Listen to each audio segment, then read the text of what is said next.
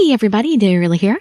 Thank you so much for joining me for another episode of Hakuouki Zuisoroku, the fan disc material from the first game, or the extras added to the PS3 version, Stories of the Shinsengumi. Today we are on Saito's Memories of Love, 4 and 5 it should be, so long as 4 isn't super duper long. Let's see what that entails. You can just sit back, relax, and let me read you a story. Memories of Love, Saito 4. January 1868. After the loss at Fushimi, some of the Shinsengumi expressed resentment for the shogun, seeing as he had retreated to Edo in advance of everyone else. When the protagonist speaks to Saito about her own concerns, she discovers that he has doubts as well. Don't want to be following a coward. Oh, I hate seeing him like that. If I run now, then I'll be betraying something that's important. But I want you to live. Blood poured from a score of wounds, but he refused to give up. His face was as pale as a corpse's, and his arms barely had the strength to lift his sword, let alone swing it. Even if he had been ordered to protect me, what he was doing clearly went beyond what those orders required. No one would have blamed him for leaving me behind. But when I cried for him to leave, to forget me, he refused. And when Kazuma offered it, he drank the water of life. All for me. January 1868. The Shinsengumi had been ordered to protect the Fushimi magistrate's office. Kyoto had become a powder keg, and it took only a single gunshot to ignite what would become known as the Battle of Toba Fushimi. Instead of swordsmanship, the rebel army consisted primarily of modern rifles. The shogunate army was no match for their training in firearms. I followed Saito as he headed for the Ryuin Temple for reinforcements, but by the time we returned, the magistrate's office had already fallen. On our way to Osaka, we had the misfortune of encountering Kazuma, who was still intent on capturing me. It was during that encounter that Saito drank the water of life. After the battle, we managed to make our way to Osaka Castle. But as soon as we arrived, we learned that Inoue had been slain and Yamazaki had been gravely injured. It felt as if a dark cloud hung over the Shinsengumi. It's always sad hearing about Inoue and Yamazaki. Memories of Love, Part 4. January 1868. This whole fight's just been one big surprise after another, hasn't it? Like, the big guy doesn't even drop by to wave to the troops, and then the moment things go pear-shaped, he runs off with his tail between his legs. Matsudaira was a little better. At least he helped us out. But when the Shogun took off, he was right behind him. I guess we're just disposable. Yep, pretty much. He gave a dry laugh, looked up at the ceiling, and sighed. We needed to prepare for the trip to Edo, but the warriors had grown lethargic and morose. Even Saito seemed to have fallen prey to the melees. Saito? That's some really low morale. He didn't seem to have heard me, and continued to stare blankly at the floor in front of him. Saito! I made my voice a little firmer, and this time his head snapped up. My apologies. I was thinking. Hijikata told us we must prepare to move to Edo. We should begin by checking in on the wounded. Those caring for them are likely short-handed. Good thinking. Although he was making every effort to appear determined, his voice was flat and listless. I couldn't blame him. Saito and the rest of the Shinsengumi had fought, and in some cases died for the shogun, Yoshinobu. But he had turned his back on them. What are you waiting for? We have many injured soldiers that must be moved. You have a background in medicine.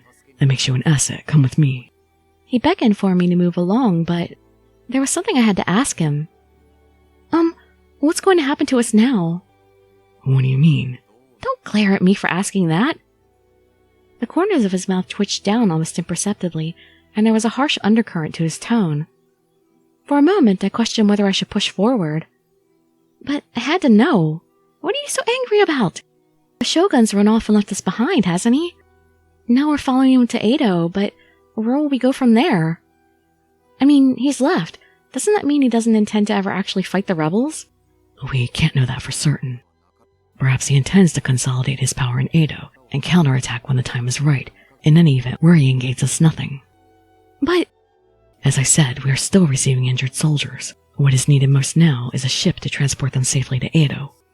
Just do what we can. There are people here who need help, and you have the power to provide it. Is now really the time to be worrying about other things. There was something strange in his voice. Usually Saito was, if not happy per se, at least perfectly willing to answer my questions.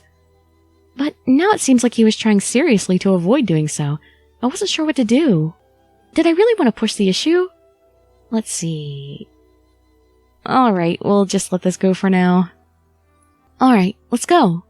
He was right. There were plenty of things to worry about, but this wasn't the time. Fretting over things I couldn't change would get me nowhere. Better that I focus on what I could do. Good. Follow me. Like an obedient little girl? His voice sounded slightly less tense. The door smacked open, and Hijikata stormed in. Uh-oh. He glared around the room. Now what? Hey, the hell is this? This place won't move itself, Taedo. Get moving. Hijikata's growling admonishment was usually enough to make the men leap to their feet, but this time no one moved. Ah. He did not seem pleased. You guys are all gonna get killed. Yeah, he left. So what? The shogunate's gone, so that means this whole thing isn't worth protecting. You're warriors.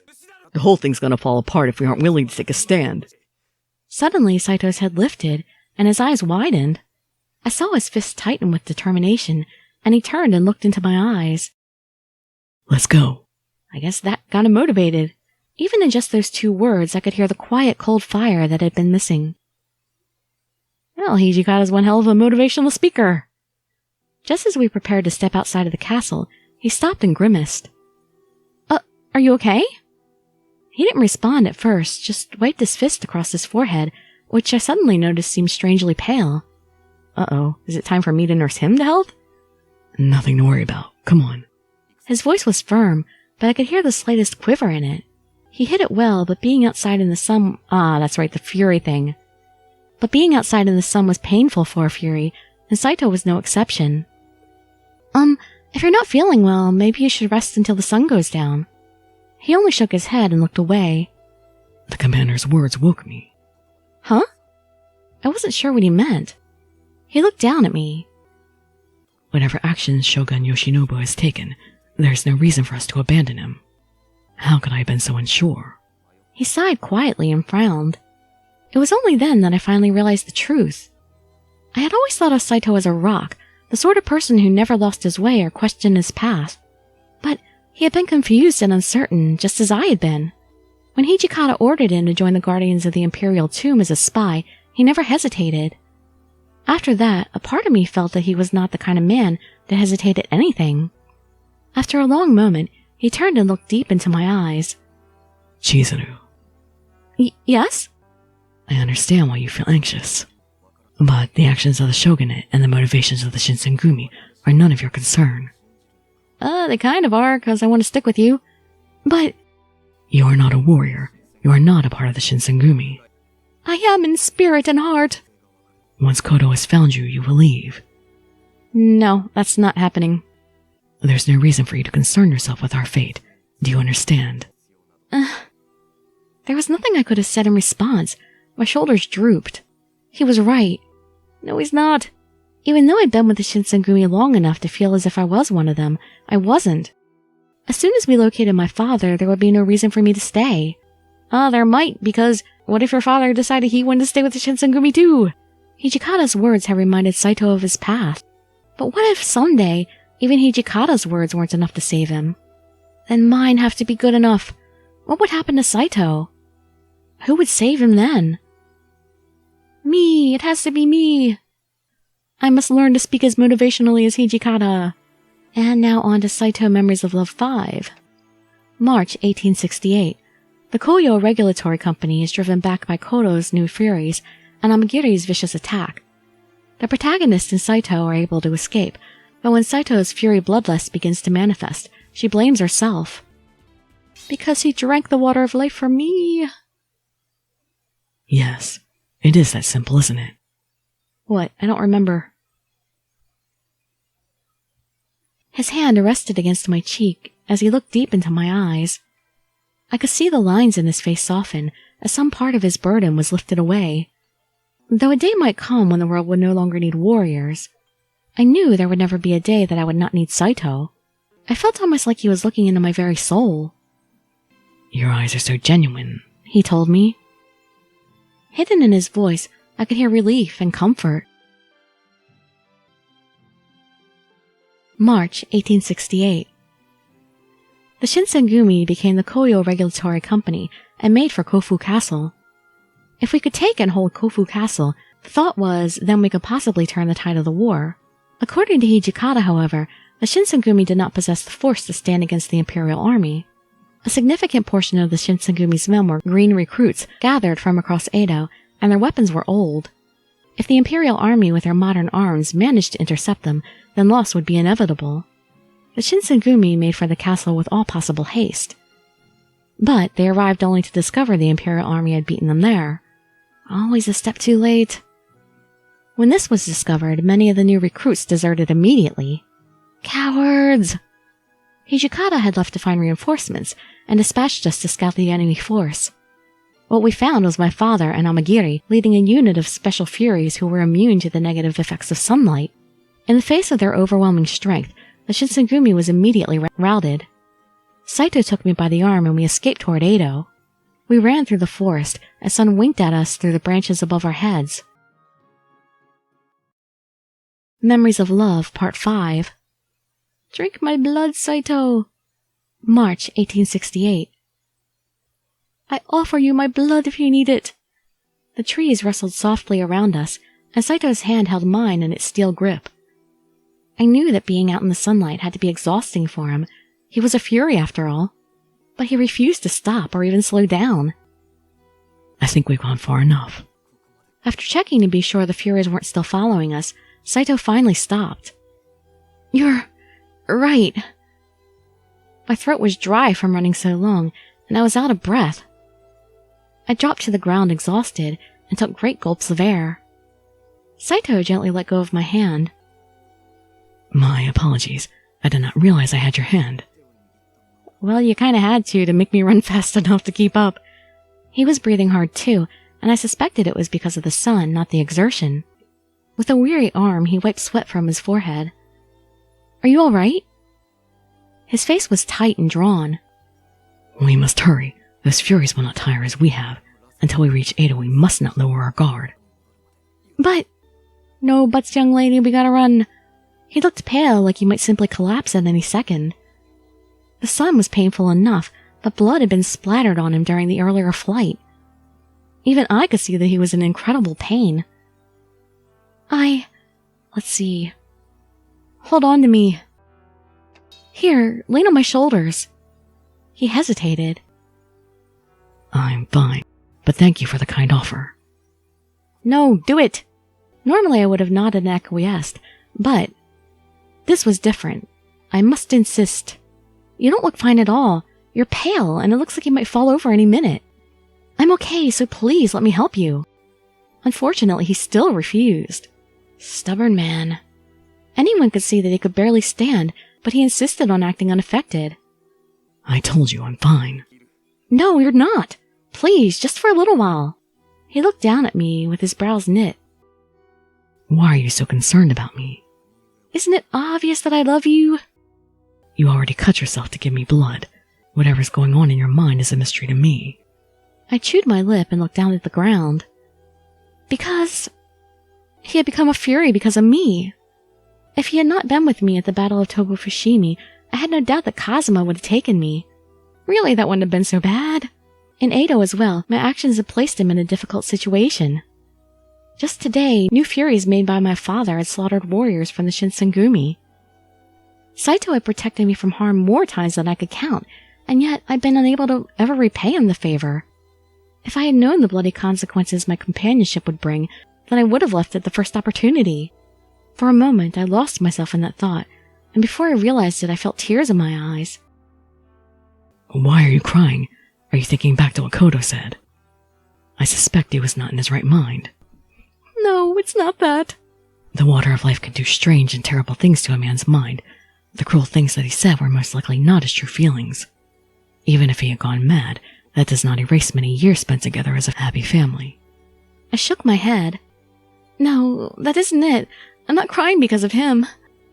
Then why? I knew I had to answer, but my tears wouldn't stop, and I couldn't bring myself to speak. We must hurry or we will not reach Edo tonight. Enough crying, dry your eyes. Sorry. What do you have to apologize for? I don't recall anything. Sorry for crying. I wiped away my tears, but more came to replace them. It's my fault that you're a fury now. I look back at what happened today. All those people died because of my father. I'm sorry. I'm so sorry. I knew in my heart that apologizing would help nothing and would likely only worry Saito more. But saying nothing was just too painful. Oh. God, I love Saito so much. He looked at me for a moment, then pulled me close and pressed my head against his chest. Did you not hear me? I said to stop crying. Is that an order? His voice was a whisper in my ear, and although the words sounded like admonishment, there was no anger or disappointment in them. They sounded more like an attempt at comfort. You claim it was your fault that we were attacked by Kodo and his new furies. But it has always been our decision to keep you with the Shinsengumi. I have no doubt Hijikata foresaw eventual encounters with demons during this war. This is not your fault. His voice faltered a little as he spoke, but there was no mistaking the kindness in his tone, and tears of a different sort began to fall. How could he be so awkward and kind, even in the face of such danger? He had been hurt terribly more times than I knew. Undoubtedly, he had seen more pain in his life than I ever would. And so much of it had been my fault. Why didn't he blame me? Unfortunately, I am unsure as to how to properly comfort a crying woman. I'm afraid I cannot help you. Actually, you're doing a pretty good job. I'm sorry. My voice was muffled by the cloth of his shirt. There's nothing to apologize for. His tone was flat and emotionless again, but he let me stay there, pressed against his chest, until I stopped crying.